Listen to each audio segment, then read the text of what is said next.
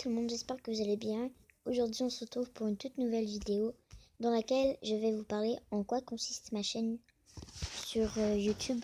Donc en fait moi j'aime beaucoup les écrevisses. Je trouve que ce sont des très belles bestioles. Moi évidemment je les mange pas parce que entre guillemets je suis amie avec eux. Disons que pour moi c'est facile de les attraper et de les apprivoiser.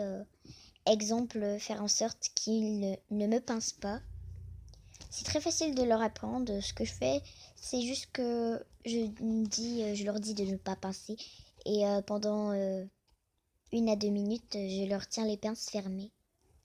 Donc voilà, pour moi c'est assez simple. Elles m'écoutent assez rapidement, ce qui est vraiment très gentil de la part d'une écrevisse. Et cette semaine, la semaine où est-ce que je vais tourner ma première vidéo au camping, parce que c'est au camping que j'attrape des écrevisses, parce que moi honnêtement j'en trouve pas vraiment ailleurs, donc c'est pour ça. Et ce que je vais souvent faire, c'est que je vais les attraper avec mes mains en dessous des roches, et je promets de filmer ça. Et donc puisque la vidéo là elle va bientôt s'arrêter, je vous reviens dans 2 secondes. Donc je suis vraiment désolée d'avoir dû quitter parce que j'avais pas prévu assez de longueur de vidéo. Donc j'ai dû rajouter des scènes de vidéo où est-ce que voilà, on remontre des écrevisses. Je sais pas pourquoi je voulais montrer des écrevisses derrière parce que j'avais comme rien à filmer sur mon écran.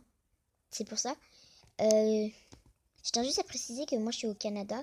Donc moi chez moi il n'y a pas d'écrevisses américaines, c'est juste des écrevisses comment dire, elles ont pas les pattes rouges et c'est pas des écrevisses de Louisiane non plus. C'est des écrevisses normales quoi. Je sais pas comment elles s'appellent, mais c'est des écrevisses normales.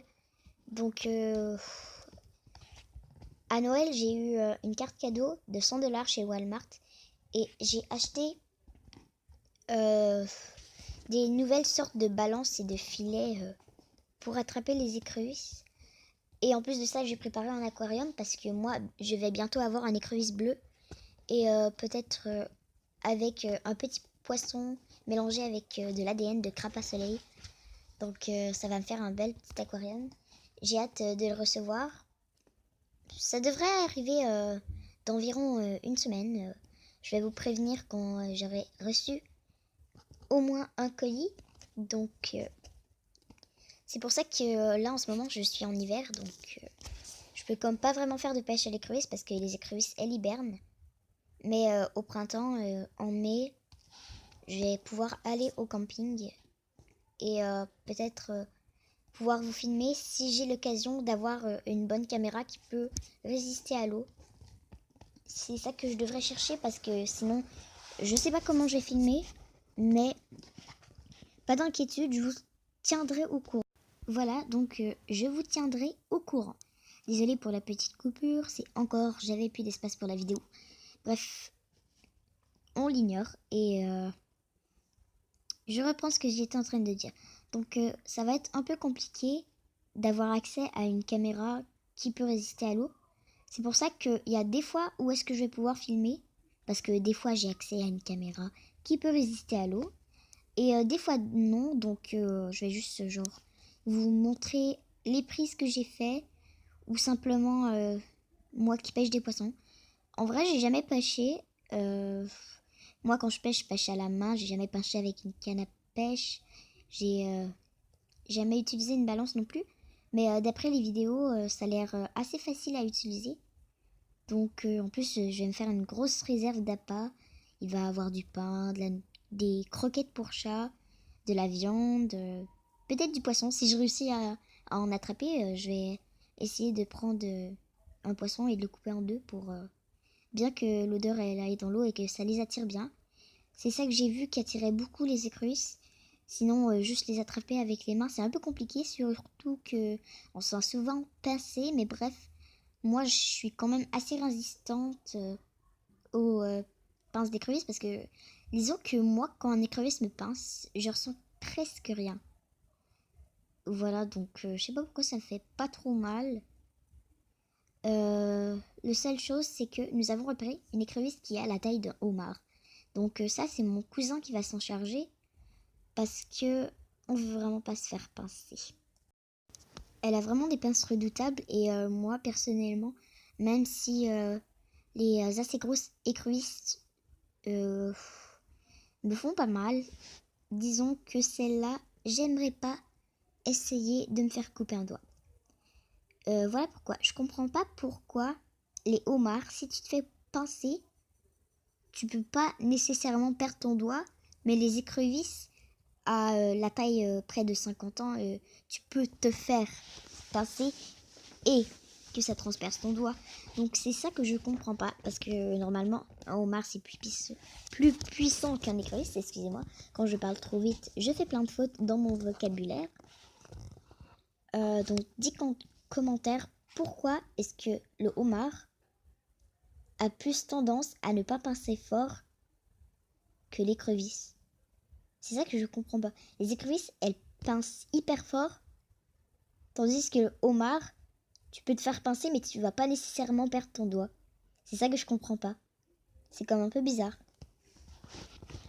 J'ai regardé une vidéo sur YouTube d'un youtubeur qui fait de la pêche et qu'il a réussi à attraper une grosse écrevisse à peu près de la taille dont je vais essayer d'attraper cet été et ce printemps. Donc je vous tiendrai au courant de mes réussites.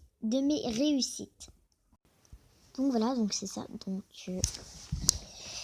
après, j'avoue que le printemps c'est dans environ 4 mois, donc ça va être un peu lent. En même temps, ça demande de la patience.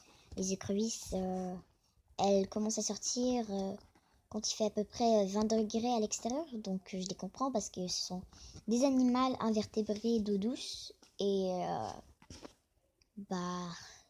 disons que la coquille, c'est pas vraiment ça qui protège du froid. Donc elles sont obligées de s'enterrer, d'aller dans les racines, dans les troncs d'arbres. Et de vraiment sortir que à partir du moment où l'eau est un peu réchauffée. En même temps, je les comprends. Moi, si je vivrais dehors, je sortirais pas vraiment l'hiver. Disons que je me cacherais le plus possible pour pas être trop au froid. C'est pour ça. Donc, je les comprends. Oui, je les comprends. J'espère que tout le monde les comprend parce que je ferais la même chose si j'étais un écrevisse.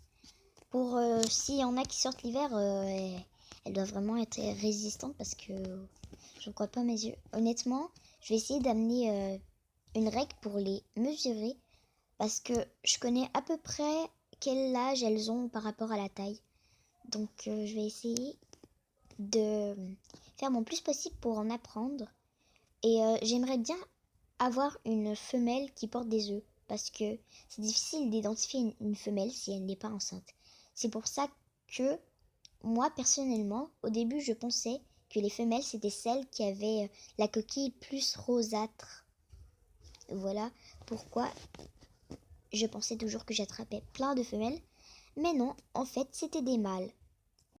Mais en même temps, attraper un écrevisse, ça prend du temps parce que, honnêtement, moi, quand je pêche à la main, ça me prend environ 1 heure pour attraper 3 écrevisses à la main, donc c'est assez complexe, mais j'espère qu'avec une balance ça sera mieux, puisque avec une balance normalement t'attends une quinzaine de minutes et tu peux en attraper une dizaine dans seulement une balance. Donc pour ça, c'est pas vraiment des vraies balances parce que nous au Canada on n'a pas comme des vraies balances comme en France, mais on a plus des pièges à crevettes. C'est des pièges à crustacés, donc ça dit inclut crabe, écrevisse, crevettes, homard, langouste et tout ça. Donc normalement ça devrait faire l'affaire.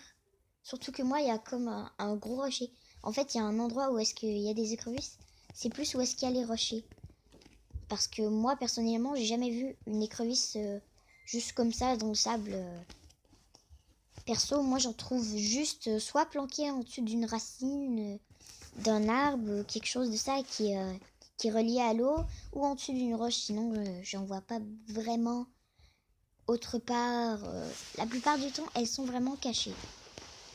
Mais j'avouerais qu'elles sortent beaucoup en période de canicule quand il fait environ 38 degrés, 40 dehors. Donc à peu près c'est un peu normal, hein. Elles passent carrément presque toute leur vie dans une eau gelée.